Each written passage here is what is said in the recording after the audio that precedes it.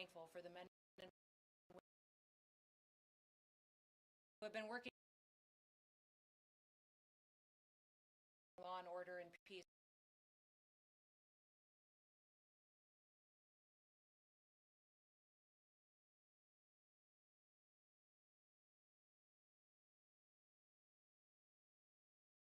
Partners to make sure that these criminals, bad actors, murderers, rapists, pedophiles, traffickers, and drug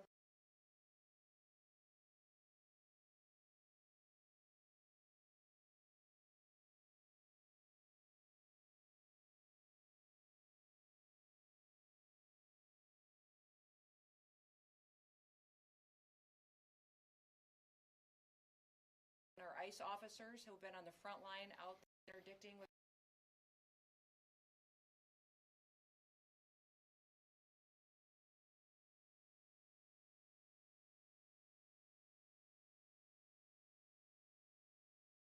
protective services and also our border patrol agents.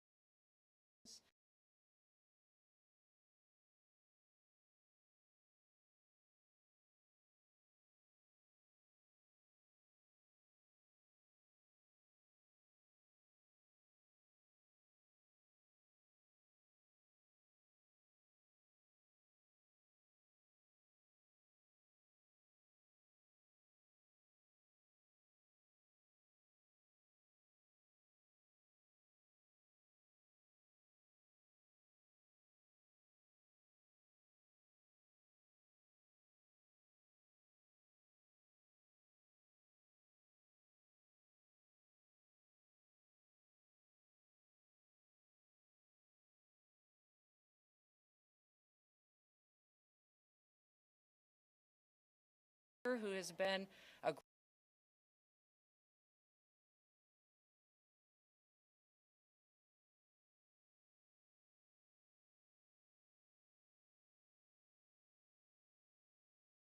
consequences for that kind of activity. The Department of Justice is here and has a presence in our Incident Command Center, as well as the DEA, the FBI, and their investigative teams have been fantastic with their leadership. And we also have the IRS here that's helping us track how these violent protesters are funded.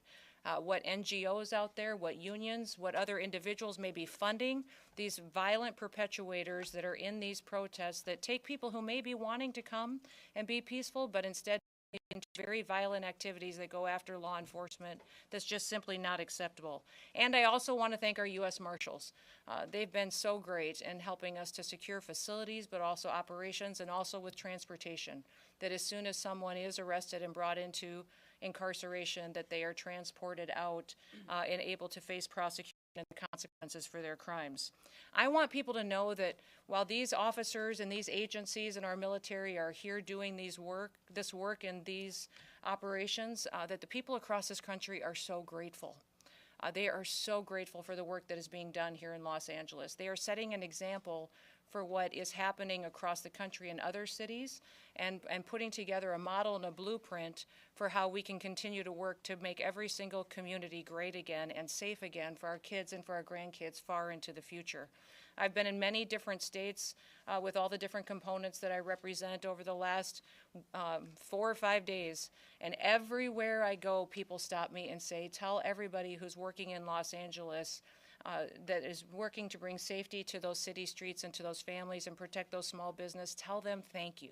Tell them God bless you, that I hope that they are safe and they have been suffering. The people that live here under the policies of Governor Newsom and under the policies of Mayor Bass, and they recognize that it's a huge disservice to the people who have to try to raise their families here, and that these agents and that these law enforcement officers are working to change that and give them an opportunity to be successful and to live the American dream.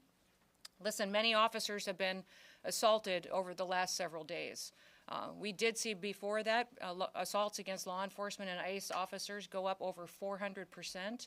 In this situation, we've seen that increase even more. It's not acceptable. If you assault a law enforcement officer, we are going to come after you and we are going to arrest you, prosecute you, and put you away. That is not going to work. And under this administration with President Trump's leadership, one person is not better than another. Just because you think you're here as a citizen or because you're a member of a certain group or you're not a citizen, it doesn't mean that you're going to be protected and not face consequences from the laws that this country stands for. We have a constitution. We follow that constitution and the laws that have been passed by our Congress, and we're going to make sure they are equally applied to every single person as it applies under the Constitution here in Los Angeles, but also across the country. As our law enforcement officers have been assaulted, they've been pelted with rocks and bricks. Their cars have been set on fire. Molotov cocktails have been used.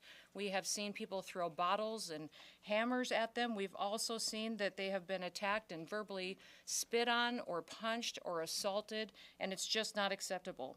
The Department of Homeland Security and the officers and the agencies and the departments and the military people that are working on this operation will continue to sustain and increase our operations in this city. We are not going away. We are staying here to liberate this city from the socialist and the burdensome leadership that this governor and that this mayor have placed on this country and what they have tried to insert into this city. So I want to say thank you to every single person that has been able to do this. Also, I want to talk specifically to the rioters and to the politicians in Los Angeles.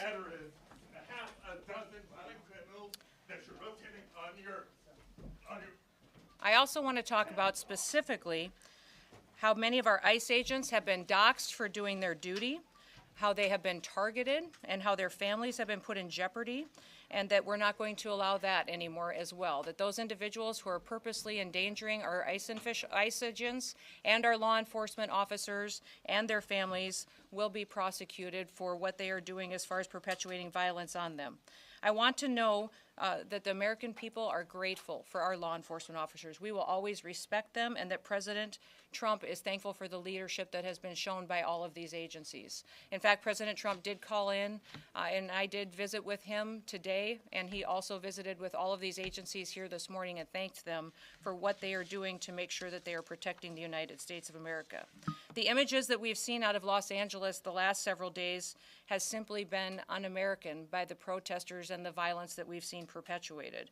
Masked thugs are assaulting police officers. They're setting vehicles on fire. They're waving foreign flags on American soil while burning American flags. And they've damaged public property and destroyed private businesses. We need to make sure that we are continuing to protect the citizens that live here and want this community to be safe. Let me give you just a few examples of those who have been rioting that many politicians, Gavin Newsom and Karen Bass, are defending.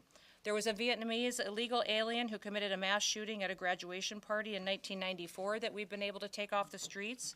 A Filipino illegal alien that was convicted of an assault with intent to commit rape that we've been able to bring up into custody and incarceration. You see behind you some more profiles of individuals that have brought into custody through the operations we have here. A Mexican illegal alien convicted of willfully cruelty to a child, and on and on and on. Those individuals and those criminals are now off the streets of Los Angeles because of the activities that have been conducted here in the last several days and will continue to operate for days to come.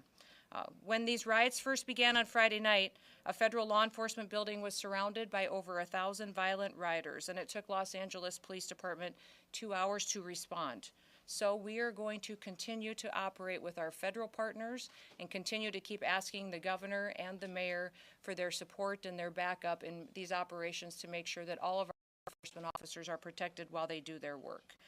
We're going to protect American cities from lawlessness, and we'll do what it takes to put the American citizens first and make sure they have the opportunity to sleep safely in their beds at night. I just want to say God bless all of our men and women of the military that serve, all of those who serve in our law enforcement agencies and in public service that make great sacrifices away from their homes and from their families, but they do it because they believe in America, and they believe in freedom, and they believe in law and order, and that is what we are doing right here today and will continue to do for days to come until Los Angeles once again is at peace. So with that, we'll turn it over to our next speaker, which I believe will be Todd Lyons from ICE.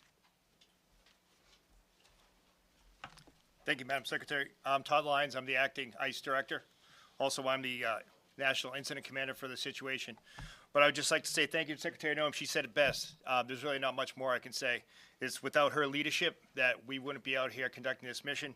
President Trump fully has our back on this one, and we're doing the will of the American people. I want to thank the brave men and women of ICE, ERO, our attorneys with the Office of Public Legal Counsel, because without them, this would not be possible. They put their lives on the line every day. You also see my fellow agency heads here with me, and many that are not up here on stage. The men and women of law enforcement have been putting themselves in harm's way every night since we've been here in Los Angeles. What we've done here is taken a whole government approach for this immigration mission. You know, under the last administration, there was millions upon millions of people that we don't know who came into this country. They were let in, that now have turned violent criminals. Also, we have known suspected terrorists and gang members. Since January 20th, we've been making arrests in Los Angeles and all around the country. But specifically, we've focused on gang members, human traffickers, violent drug dealers, and rapists.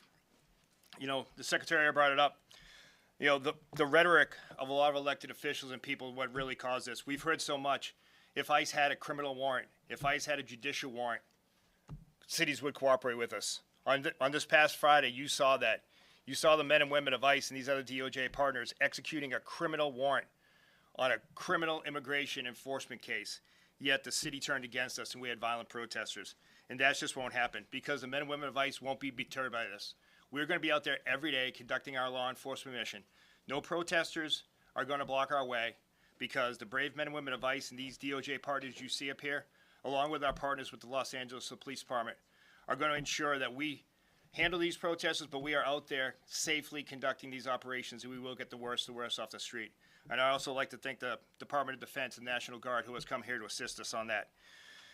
You know, we will prosecute all these cases. Just, you know, the Secretary highlighted so many, you see them up here. But we have a wanted man from Mexico who fled and hid in Los Angeles for killing a woman. You have an MS-13 gang member who killed 2 individuals during a botched catalytic converter theft ring case. These aren't the individuals you want in Los Angeles. These aren't the individuals you want in the United States. ICE is going to keep doing their job, and we're going to do it to the best of our ability with our DOJ partners. But with the Secretary's leadership and the full support of the U.S. Attorney to prosecute these criminals, we will continue enforcing the immigration mission that President Trump and the American people expect us to do. So with that, I'm going to turn it over to the FBI. Thank you, sir. Good morning. My name is Akil Davis. I'm the Assistant Director in charge of FBI Los Angeles. As you know, the FBI has been assisting the Department of Homeland Security with immigration enforcement since February. We're just one of many field offices doing this nationwide as directed by the Attorney General, and we're accustomed to providing investigative and technical assistance to law enforcement at all levels on a regular basis. We have agents embedded with our operational teams with DHS. Our help vary depending on what DHS needs, and they let us know moment by moment. We have significant tactical resources across the enterprise here throughout our county AOR to assist and support these efforts. That said, we find ourselves defending operations from violent offenders. The FBI safeguards constitutionally protected rights. We investigate civil rights violations on a daily basis, but some activity keeps taking place among righteous protesters is not civil. It's violent. We're going to investigate allegations of violence, whether it's assault on law enforcement officers or civilians, looting, arson, doxing, or damage to public property. So please, I'm asking the community, do not put your life in jeopardy by hurting someone or destroying property. You will be held accountable by the FBI, and it's not worth it. I'd like to highlight 2 cases for you to show what the FBI's line of effort is in this overall DHS-led operation. Elpidio Reyna is a fugitive. He is wanted for the alleged assault of a federal officer in the city of Paramount in California on June 7th, 2025. Reyna allegedly threw rocks at law enforcement vehicles on Alondra Boulevard in Paramount and injured a federal officer. Reyna is 40 years old, weighs around 165 pounds, and is 5'7". Reyna has a tattoo on his left arm with the word Carmen on it. We have photos of him on display. Reyna will be caught, and when he is, he will face a statutory maximum penalty of 8 years in prison. This is such a priority for the United States government that there is a reward of up to $50,000 for information leading to his arrest. Let me repeat that, $50,000 for information leading to his arrest. The second case I'd like to highlight is on a subject named Alejandro Oriana. Alejandro was providing masks and face shields to violent rioters throughout the week and was arrested by our SWAT teams this morning. With the success and appreciation and assistance from the United States Attorney's Office, that case is ongoing, but Oriana is in custody as we speak. If you have information or evidence of violent acts, please either call 1-800-CALL-FBI, visit tips.fbi.gov, or send images or video to our digital tip line at fbi.gov/LA Office Assault. Thank you, and I will now turn it over to Chief Bovino, United States Border Patrol. Thank you, Chief. Thank you, sir. Good morning. I'm Greg Bovino, Chief Patrol Agent of the El Centro Border Patrol Sector and Lead Federal Coordinator for Customs and Border Protection entities here in Los Angeles. Entities include U.S. Border Patrol, Office of Field Operations, and CBP Air and Marine. We have several hundred agents and officers here in Los Angeles right now as we speak. Our primary mission here in Los Angeles revolves around Title 8 United States Code. Let me say that again. Title 8 United States Code. Those are our immigration statutes. If you look behind us at these pictures on the wall, immigration's not a victimless crime. A lot of bad people, a lot of bad things are in our country now, including Los Angeles. For Customs and Border Protection, that's why we're here right now, is to remove those bad people and bad things, whether illegal aliens, drugs, or otherwise. We're here and we're not going away. Border Patrol, Office of Field Operations, and Air and Marine, you'll see us in Los Angeles. You'll continue to see us in Los Angeles, not going anywhere soon. As for the violence and the demonstrators, violence will not deter us, the CBP mission here in Los Angeles. I believe we saw that last Sunday night out at Paramount. We continued to conduct our patrols as we saw necessary in the middle of that riot.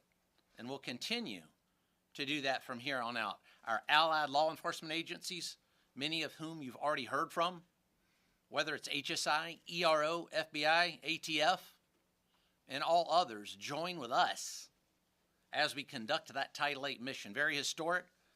First time I've ever seen it in my almost 30-year career. It's actually breathtaking.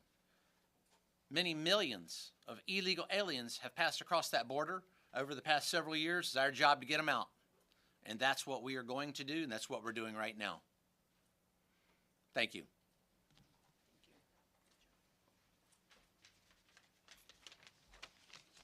Good morning. My name is Kenny Cooper. I'm a Special Agent in Charge, ATF, LA Field Division. The Department of Justice will not be deterred from enforcing this nation's laws. ATF is on the ground doing what we do best, fighting violent crime and protecting our communities regardless of the environment around us. Our agents are trained to operate in high-threat, high-tension situations. When federal authorities move to execute court-authorized warrants, we support that mission with professionalism, precision, and resolve. ATF stands shoulder to shoulder with our federal partners in this whole-of-government approach.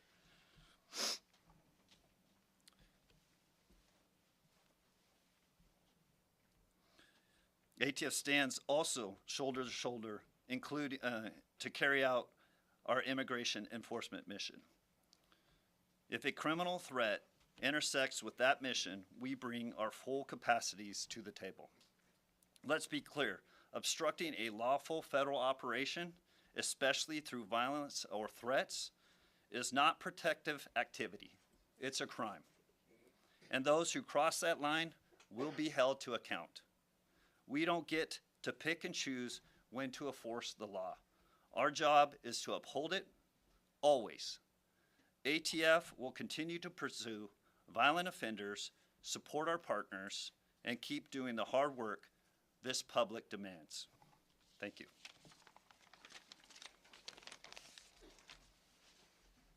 Hello, everyone. I'm Bill Saley, the United States Attorney for the Central District of California. On behalf of my office and the Department of Justice, I'm here to show our support and our collaboration with the Department of Homeland Security in their mission to protect the American people and to do immigration enforcement operations, specifically at targeted known criminals, which is the primary focus of most of our missions to date. I want to also thank the National Guard and the military. We had judicial warrants to do what we did on both Friday and Saturday. And the amount of resistance and organized agitators that showed up to try to impede us was overwhelming. And we're really grateful to the President for deploying the Guard, which allowed us to continue our mission undeterred, to enforce the law, and to keep our people and our buildings safe. And that's really important. And my office has been aggressive in bringing charges. We charged several people over the weekend who dared to assault our agents. They threw rocks, they threw stones, they were breaking up concrete. It was out of control and it was violent. And some people in the state of California have been conditioned to think that there's no consequences for criminal activity. And you know, that might be true for the state of California, but it's not true with the federal government. And we will bring charges and you will go to federal prison. This is the federal government. This is not the state government. As the President said, if you spit, we hit, and we'll hit you with a felony. And we're committed to that. We're continuing to conduct, we're looking at hundreds of suspects. We're collecting media, social media, videos.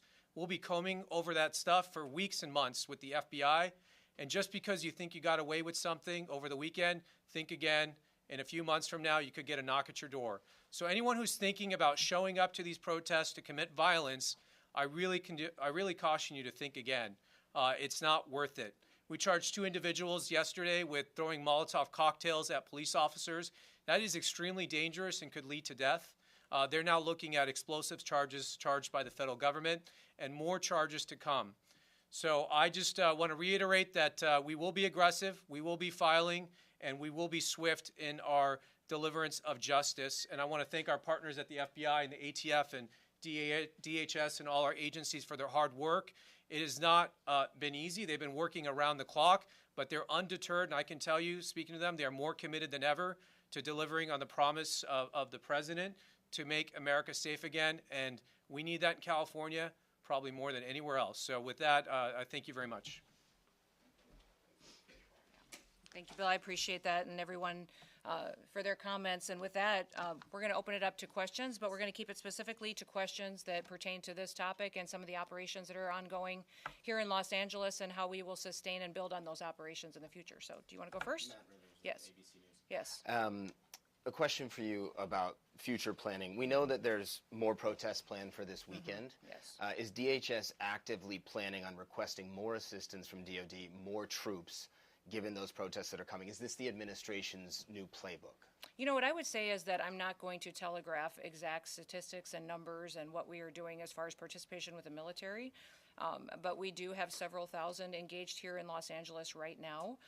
We are assessing this weekend's threat levels, not just here, but in cities across the country, and pre-deploying assets. So we're using every tool that we have in our toolbox and pre-staging people, task forces, special swift response teams, people with specific gifts and talents that they can contribute to areas that we think they may be needed this weekend, so that we can prevent any kind of violence from being perpetuated. But it's on the table, the idea of bringing more troops. You know, I would say the other President cities. has the right to utilize every authority that he has under the Constitution to utilize Title X and to bring in military assets and National Guard units as needed, and he'll continue to assess that and use his prerogative to decide when it's necessary.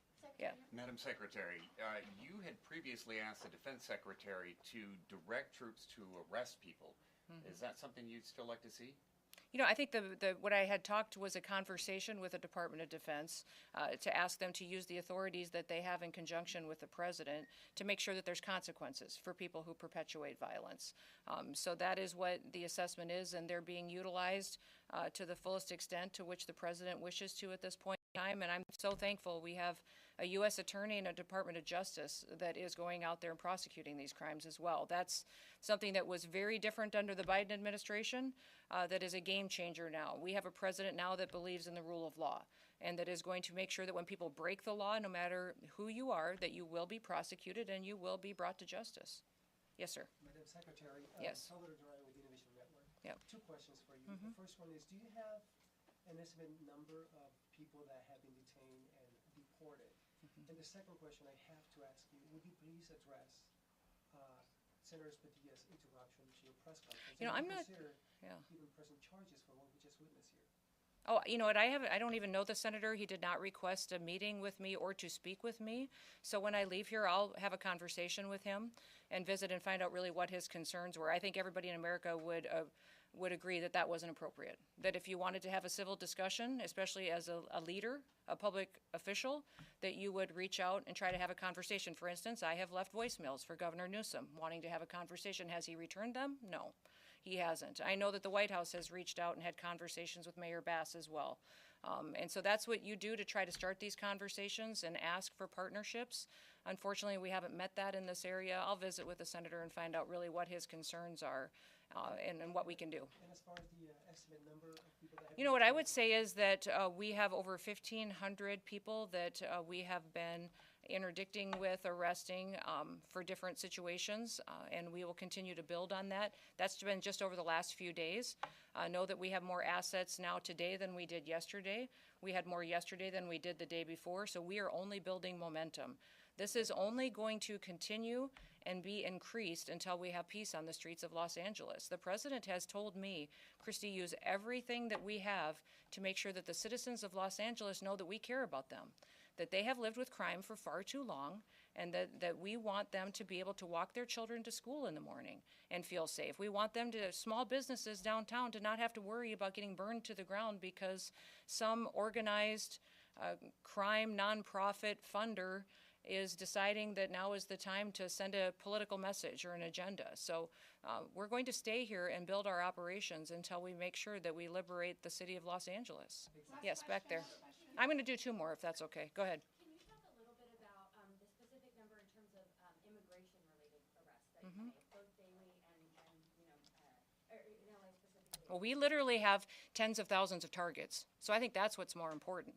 People should know that there are millions of people that are in this city illegally, and that we have, I would say, thousands and thousands, tens of thousands of targets that we will be going after. And remember, this president has repeatedly said that he's going after criminals and the worst of the worst. And we're going after people who are in work sites that are trafficking drugs, that are trafficking human beings. We're DNA testing children because many times when you see people claiming that their family members or the children they have with them that are theirs, many times when we DNA test them, they're not.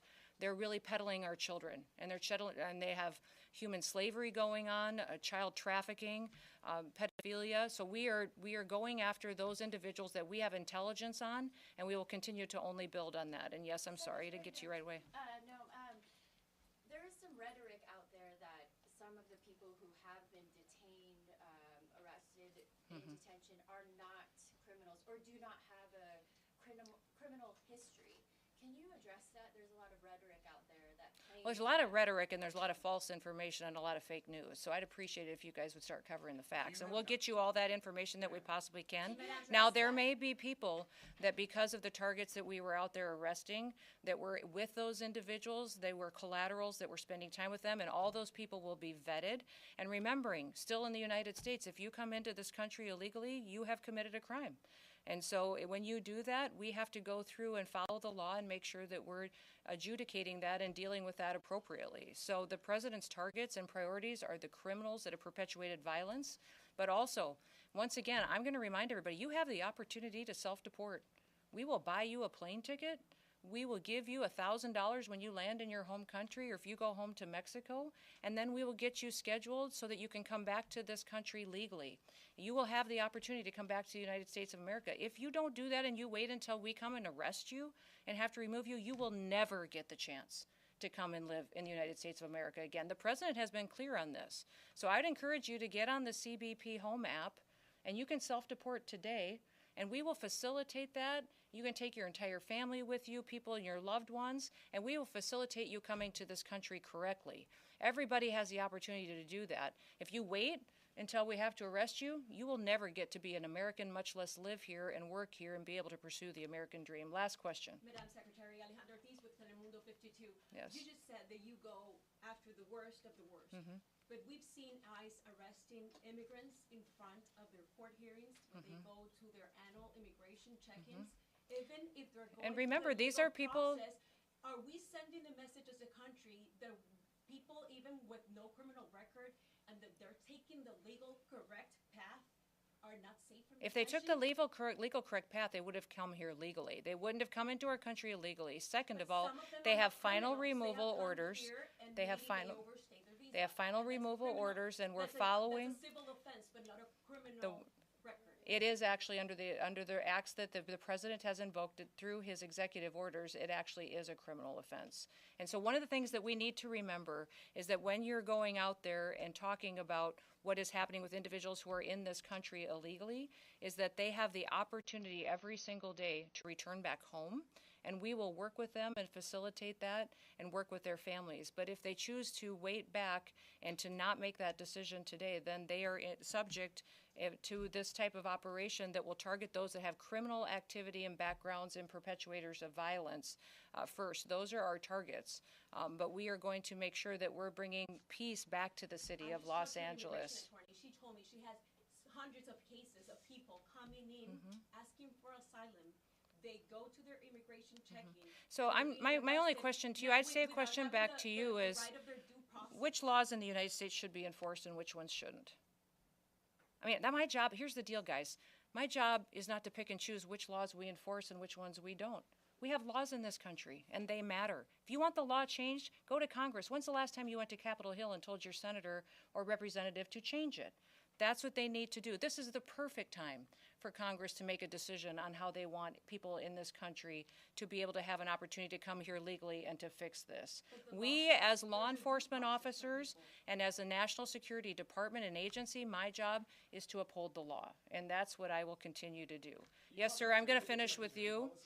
And I kind of like the Bass Pro hat, too, so I'm going to go here, and then I'm going to go to you. So go ahead. Yes. Is this unique to Los Angeles?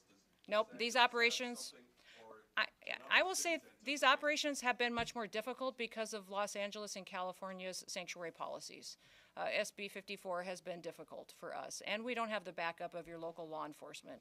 That's put our officers in danger. In fact, even this morning, we had Highway Patrol that we were working with. I was talking to officers. They were so happy that we were here, and they were grateful that we were here interdicting with these criminals. And then the governor found out that I was here, and he pulled them off of me and told him to go back home and to not cooperate with us anymore. So if you don't think your governor's being political, he gets up every single day and the first hat he puts on is the political one, and then he makes a decision that's best for him and his family, and then he makes a decision that's best for what his future is, and then maybe 10 or 15 steps down the line, he'll decide what's best for his people.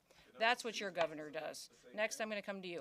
Thank you, Ms. Secretary. Can you talk about the potential change in policy with President Trump talking about maybe suggesting exemption for longstanding farm workers and hotel workers? Yeah, I think the president recognizes that we have some Department of Labor regulations and laws that we can utilize in certain situations, and he and I have discussed this at length and with other cabinet officials, and the president and I will continue to look at that and evaluate what we can do as far as individuals and facilitating a workforce in this country that we know are people who want to be here legally, what the consequences are for them breaking the law, because everybody, when they break the law, there has to be consequences. But what we can do to facilitate making sure that those who really do love the United States of America have the opportunity at some point to live here and to be a part of our future and to be a part of this country and our economy and the dream of raising their children here. All right. Thank you, everybody. Appreciate it. I've been traveling around Los Angeles all morning. I saw a lot of graffiti, a lot of destruction. I saw quite a bit of, where we saw some of the activity. We were staying close to downtown where we were last night. It was very interesting to me. I would have preferred to have gotten into some areas that I know I was respecting the curfew because I landed after midnight and then we left the hotel this morning before 5 a.m., around 5 a.m. So, but some of those areas that we were able to see, it makes me sad. This is a phenomenal state, and this is such a beautiful city. And people dream. But you only saw downtown since you've been. No, I've been driving. We've been in the car most of the morning doing different operations and out with our agents. But don't you want your downtown to be beautiful? No, I just wanted to know. I would say, to know your impression of yeah. what you've seen, if it was only downtown, Yeah. or you've seen other parts No, I mean, I've been here many times before. But as far as this trip, we've been out on operations with law enforcement officers, and so we've covered quite a bit of territory, and I'll still be here, doing different things in different areas. But I would say that everybody should want their downtown, and if you're a business owner in a downtown, if you're a family that lives there, you want it to be safe, and you want it to be beautiful, and somewhere people want to come. Thank you, everybody. Thank you, everybody. Appreciate it. Thank you. We will take any follow-ups later.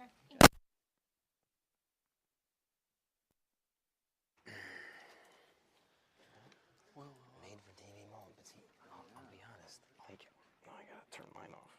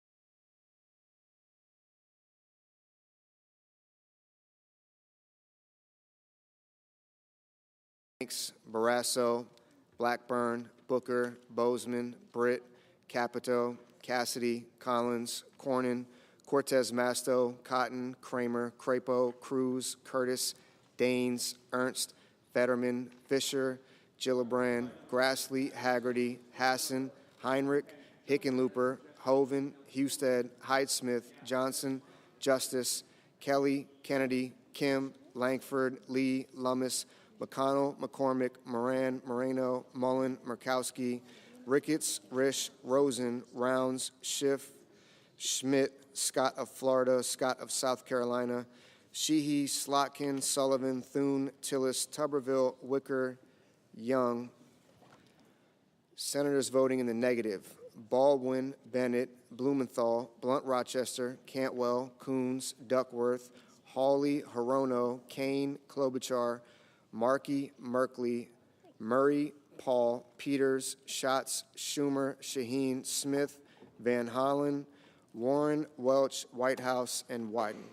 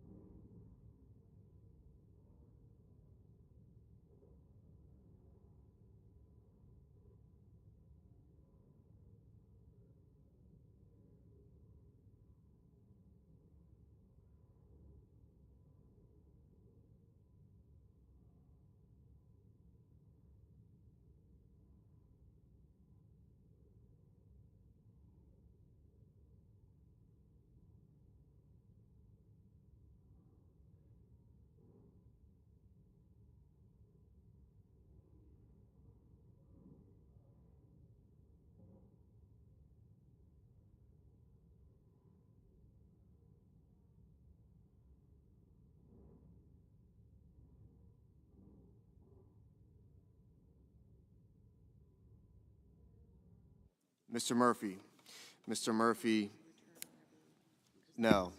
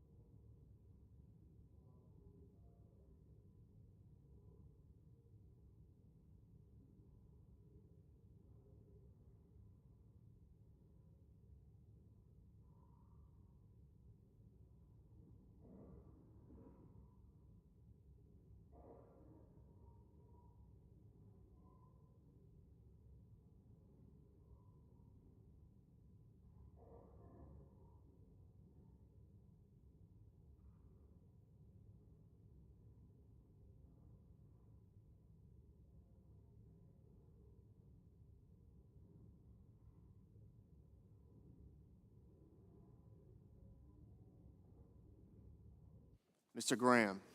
Mr. Graham, aye. Mr. Reed. Mr. Reed, no. Mr. Warner. Mr. Warner, aye.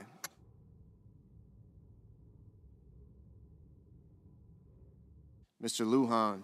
Mr. Lujan, aye.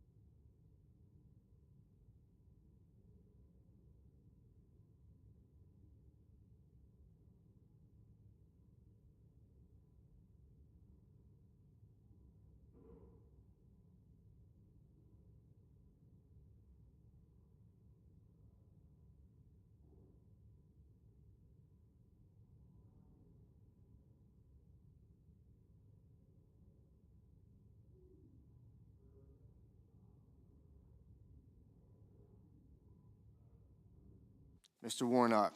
Mr. Warnock, aye.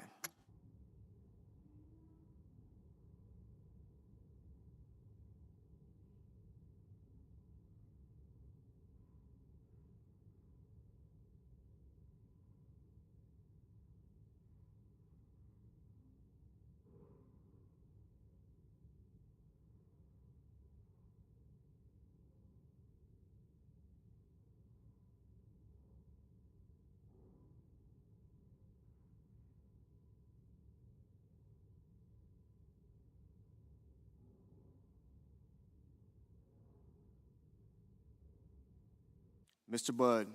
Mr. Budd, aye.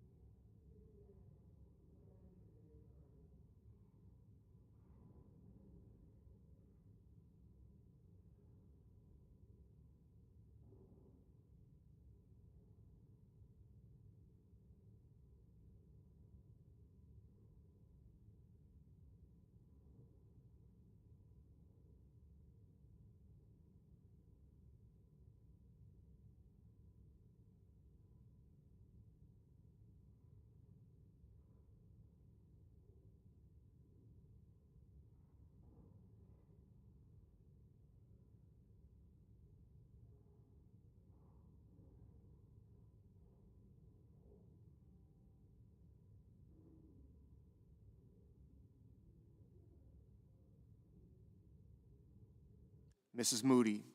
Mrs. Moody, aye.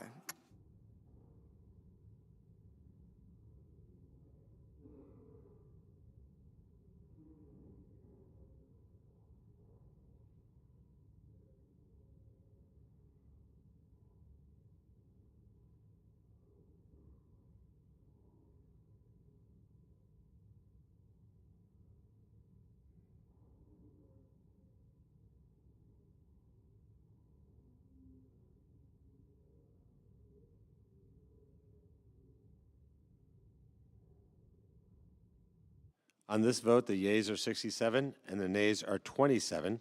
3/5 of the senators duly chosen and sworn having voted in the affirmative, the motion is agreed to.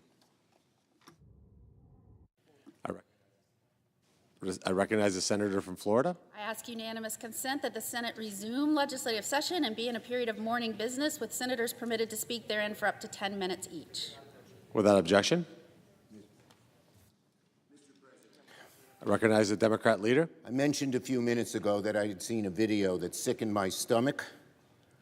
A U.S. senator being manhandled, we now know, by federal agents and dragged out of a hearing room. Now there's a second video. It's even worse. He's been thrown to the ground, again, manhandled, brutally taken down, handcuffed. It was disgusting. Anyone who looks at it turns anyone who looks at this, it will turn their stomach to look at this video and see what happened. Reeks of totalitarianism. This is not what democracies do. Senator Padilla was there, legitimately in that building, to ask questions of what's going on in California, which everybody wants to know answers to. We don't get answers when we ask the administration questions in one way or another. So Senator Padilla was exercising his duty as a senator for his constituents to try and find out what happened. And instead, he gets manhandled, thrown out of the room, thrown out on the ground, and handcuffed. We need a full investigation immediately as to what happened and who did what and what's going to be done to see that this doesn't happen again to Senator Padilla or other American citizens who are seeking their right to redress. It's despicable. It's disgusting. It is so un-American. So un-American. We need answers. We need answers immediately. Yield the floor. I yield to my colleague from New Mexico. Mr. President. I recognize the senator from New Mexico. Mr. President, I'm sure the American people right now are just starting to see what happened to the United States Senator from California, the senior senator from California, Alex Padilla. He's at a press conference in California where the Secretary of Homeland Security is, and he wants to ask some questions. With all this going on in California, look, I don't know what all happened, but federal agents took him down. Took down a United States senator, that they're doing their job. Why aren't more people down here speaking up about this nonsense? This is ridiculous. I'd use some other language, but I'd probably get tossed off the floor right now. Growing up on a small farm and cleaning a barn, my dad taught me how to take a shovel to all the stuff that came out of the animals. You know what that's called. I know what it's called. And some of the animals that did that were males. They were bulls. And the stuff that came out of them has a few names to it. I'll call it manure today. This is nonsense. This is awful. How can these federal agents get away with this? Is the President of the United States telling folks to go down and start arresting United States senators, taking them down to the floor? Is that what we've come to? The executive branch doing this to our colleagues? This is a Democrat. What happens when it happens to a Republican? Will I hear from my Republican colleagues then to say, no, we should not do this, Mr. President? Back down, back off, you are wrong? Will someone here have the backbone to tell the President of the United States, you crossed the line, stop it? I'm so disappointed, so disappointed. And as a Latino United States Senator, for this to happen to another Hispanic here, there's several of us that are Hispanics here, Democrats and Republicans. Speak up. When one of my predecessors was here, Dennis Chavez, there were places he could not eat in this town because of the color of his skin, because he was from a state called New Mexico. Are we going to use our voices? Are we better than this in the United States of America? Or are we going to show all the other folks in the world that choose to do this to the people that were duly elected by their people? No, just go arrest them, throw them down on their face, treat them like garbage. We're better than this in America, y'all. We got to speak up. I hope by tonight every Democrat and Republican member of this body has the courage to say something. This has gone too far. It's not right. I yield back.